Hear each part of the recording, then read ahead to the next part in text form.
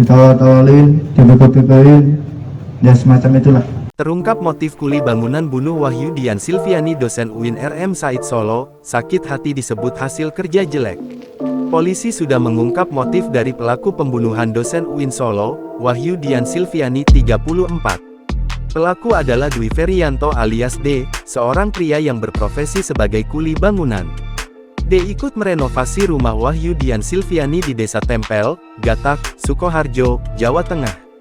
Kapolres Sukoharjo, AKBP Sigit mengatakan, D diamankan di rumahnya pada Jumat tanggal 25 Agustus tahun 2023. AKBP Sigit menyebut, pelaku tega membunuh korban lantaran sakit hati. Nah, itu maksudnya. Mas, sakit hati karena apa, Mas? Korban kenapa? Karena kerjanya jelek, ditawar-tawarin, dibego-begoin, ya semacam itulah. Anda dikatain jelek gitu kerjanya. Ya. Terus kenapa kok ingin menguasai hartanya? Cuma terlintas di pikiran pengen ngambil. Sudah direncanakan? Udah. Rasa sakit hati tersebut bermula saat korban meninjau rumah miliknya yang sedang dibangun oleh pelaku dan 3 orang temannya di Desa Tempel, Kecamatan Gatak, Kabupaten Sukoharjo.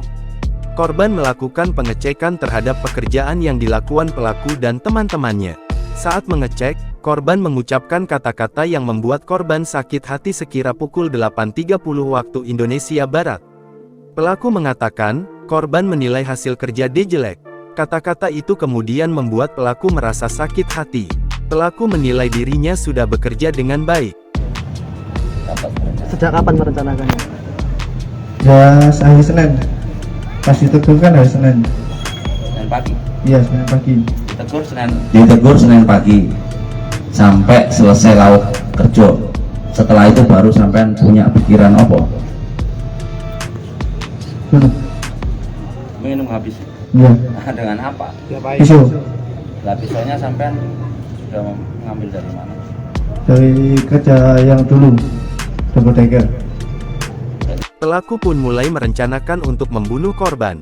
Selain sakit hati, D juga ingin menguasai harta korban.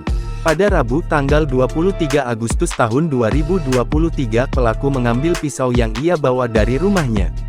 Kemudian pelaku memakai sarung tangan medis serta menggunakan buff yang menutupi wajah pelaku yang pelaku simpan di rumahnya. Lalu di malam itulah pelaku ini beraksi membunuh, atau merampas nyawa korban. Akibat perbuatannya, pelaku terancam pasal-pasal 340 KUH pidana atau pasal 338 KUH pidana atau pasal 339 KUH pidana atau pasal 365 ayat 3 KUH pidana dengan ancaman hukuman maksimal hukuman mati. Jangan lupa subscribe, share, komen, dan like ya!